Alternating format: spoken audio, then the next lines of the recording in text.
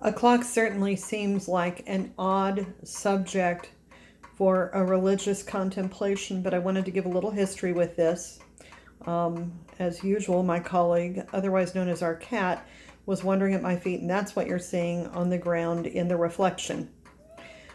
This clock belonged to my husband's mother's grandfather. Ironically, it is sitting on the kitchen table right now. The table came from my husband's father's grandfather. So we have these heirlooms in our house that have been in his family for 4 generations. And I wanted to think a little bit about this clock. In the back, if you open it up, you can see that it was originally made in 1896, and it has been in his family ever since. So this clock has been in the family for 124 years.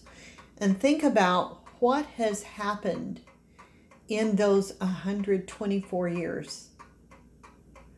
We had World War I, World War II, the Spanish influenza pandemic, the Great Depression, and many other episodes in history of both sorrowing and joy. And in that time, in his family, there have been people who have died and people who have been born, and the clock carries on.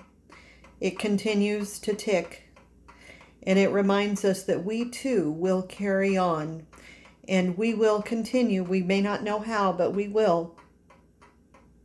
Sometimes dust gets in the clock and it stops ticking.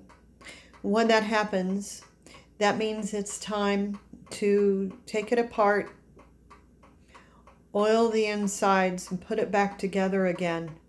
And then it begins to tick again.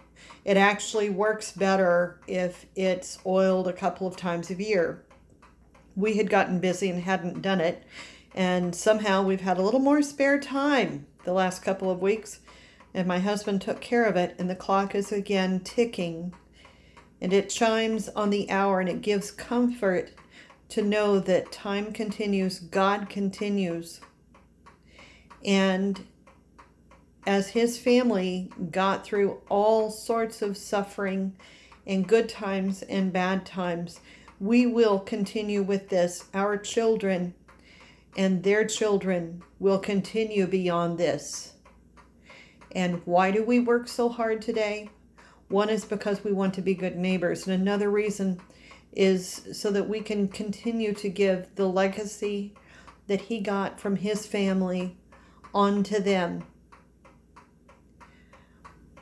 So my message today is a short one, because time is precious, no pun intended. Keep the faith, use your head, and do the best you can with the time that we have.